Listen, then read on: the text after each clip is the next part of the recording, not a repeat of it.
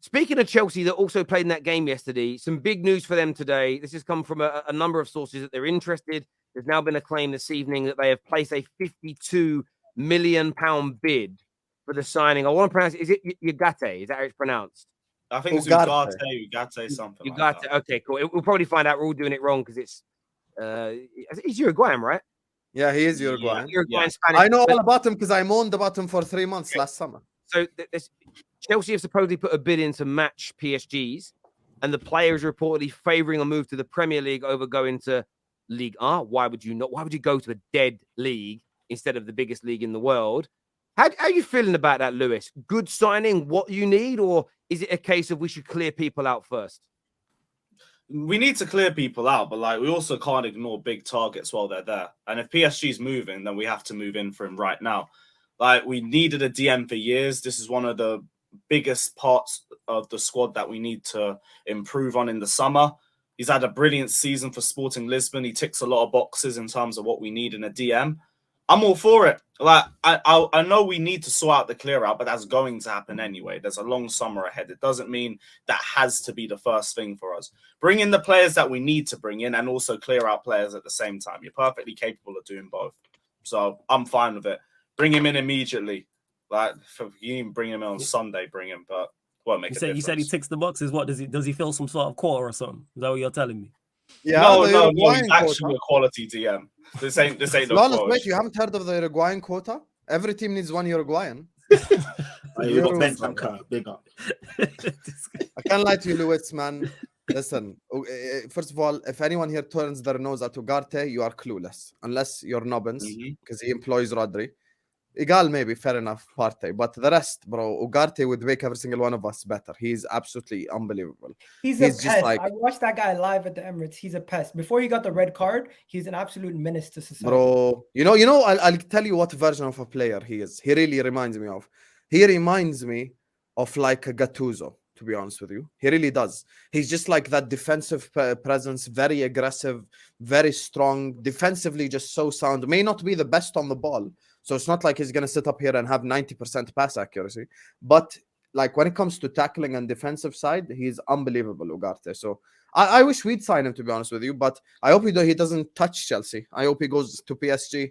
Just go for the money, Ugarte. Chelsea ain't worth it, brother. Chelsea ain't worth it. We got money too. Yeah, I mean, you guys are going to spend, like, from your point of view, Igal, I don't know if you already spoke on this, so I have to run out to the bathroom, but I know you're someone who's been quite damning of what Chelsea are doing, but Todd Boehly is now stepping away from all football operations and actually even non-footballing operations. He's going to barely be involved now. They're letting their kind of directors of football take charge. Poch is coming in. Do you feel like a signing like this plus clearing out the dead wood, do you feel like there'll be a resurgence at Chelsea with a deal like this in the summer? Listen, Chelsea are never going to be as bad as they are right now. This is historically bad. This is the worst they've ever been in 20 years. So obviously they're never going to be this bad, right? But right now, all they need to do is try to get themselves back into the top 6 race. Let them do that first, because I'm not really ever going to be concerned about Chelsea until until they get their manager sorted out, until they get their team sorted out, until they actually have a squad that's balanced and they have a team that's fighting in the right set. They have so many issues before any of us really need to be like, you're worried about Chelsea. I just think Todd Boehly is going to do what Todd Boehly has to do. And if anything goes wrong, he's just going to come back in and mess it all up again. So we'll wait and see. In fairness, their manager is sorted. Like, Poch is their manager. They're just not going to announce it until the end of the season. And that's done. Like, he is... I would be so shocked if Poch isn't announced in the next week as the new manager. And I think you'll then start to see a lot of things fall. But it's Chelsea, Terry. They've shocked us before. No, I do understand that. And I know it's been an awful season. But I do think people are getting a little bit too giddy with Chelsea being in 12th, 13th, barely winning games. I think, was it 4 wins in the Premier League in the whole of 2023? 16 losses, Terry. I know. We got 4 wins. Oh, nice. Yeah. I think I looked. I think it's 4 wins in 2023. I looked yesterday, but I get enjoying it, but I think people are getting too comfortable. You ever seen those videos where someone? I say that's wrong though. Hang on a minute, and I'm not saying you. I'm just talking in general. You ever seen those videos where somebody gets a little bit too comfortable stroking an alligator and suddenly their arm gets bit? Yes, That's how it feels to me with Chelsea. It's almost we're getting too comfortable because we played them last night, And I saw them do this to us. I saw them do it in moments this season in other games against City. They did it at the Emirates. They did it against Liverpool at times. They can play the ball. They can get it into dangerous areas. They just didn't have the quality to finish chances. And they're a bit loose in the middle in terms of defensively. But you buy a good defensive midfielder, you buy a few killers up front, and you clear out the dead wood. I don't understand why none of that's achievable and suddenly Chelsea are a dangerous side again. That's just my view on it. Like, I look at this signing, and I do worry a little bit they'll sign players before they get rid of people and they're left with a bloated squad. And when I say worry, I'd love that as a Man United fan, just from a football standpoint. But I look at this deal and I look at what they're doing, and I think Chelsea, when I say back next year, they won't challenge for the title. But I think they could honestly push for the top 4 next year. I really do. Terry, let me ask you a question. Just name 3 players that you think make Chelsea better. Just any 3 right now that you say. So let's assume they get Ugarte. Just name 2 others that you think would elevate Chelsea. Because I have a follow-up. Okay, I think Guardiola at the back would make them better defensively. Although I think they've already got a lot of good young centre-backs. They need a manager there. True. Victor Osimhen as a striker. They've got Nkunku coming in as an example already. You sign that level of play. Listen, Harry Kane ain't off the table for him. You bring in Harry Kane to top the Chelsea, and you shake your head. But look, I wouldn't be surprised. No, I'm not even shaking my head because I have yeah, go on, mate. Go on. What's your point? I have a bigger problem with this. Let's assume I'm gonna give them best case scenario. They sign Kane, and Ugarte, and the centre back, whoever, great centre back, whatever, whichever guy you want to name. If they don't sell 15 players, it's pointless, because like this is the Wenger model. Wenger has spoken about this 100 times. You know, when he was a winner, he said sometimes you add by subtracting.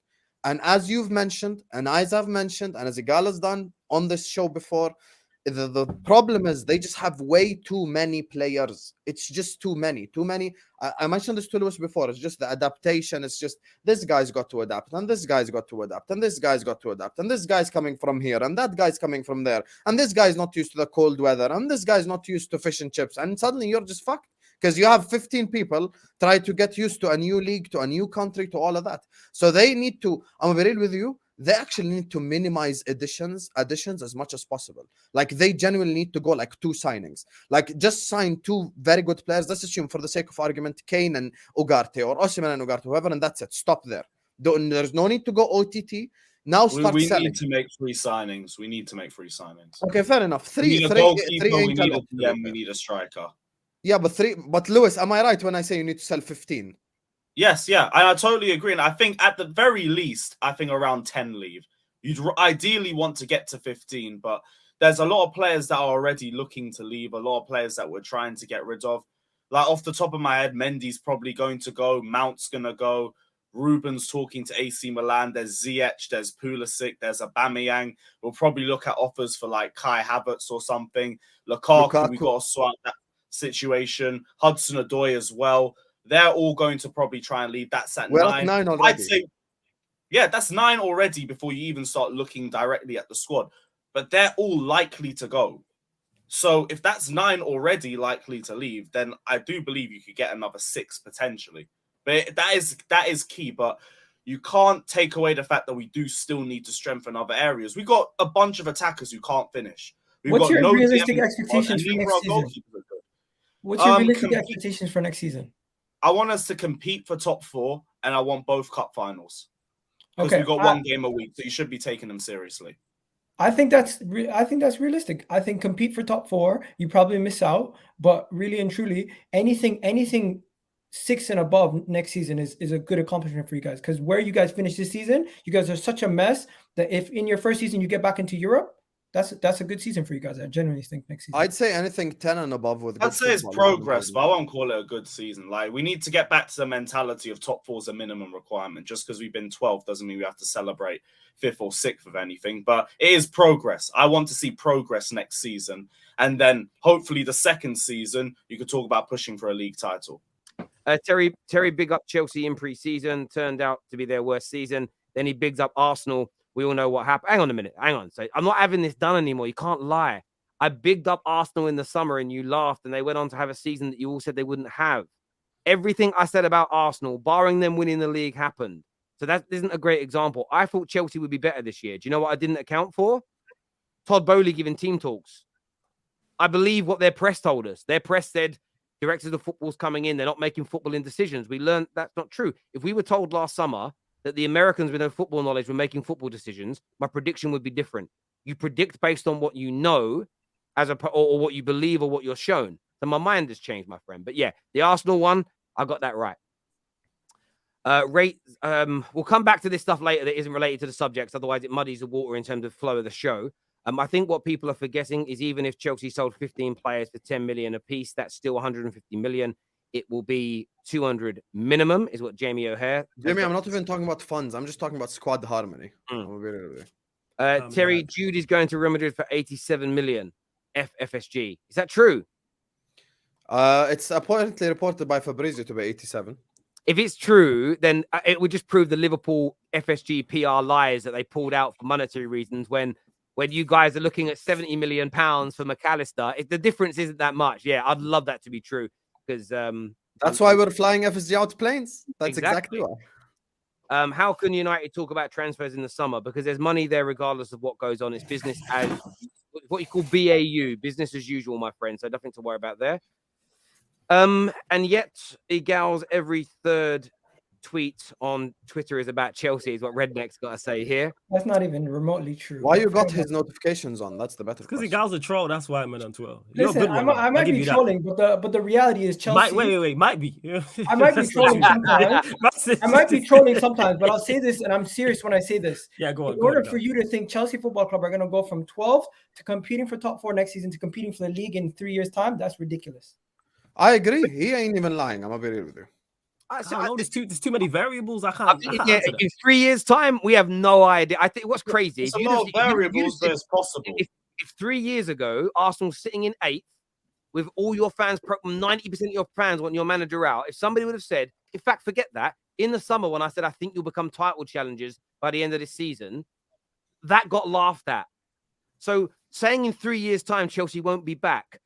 If they carry on operating as they are now, you're right, Igal. If they change it and they get it right, we don't know what the world looks like in 3 years. No one predicted Liverpool's drop off this year.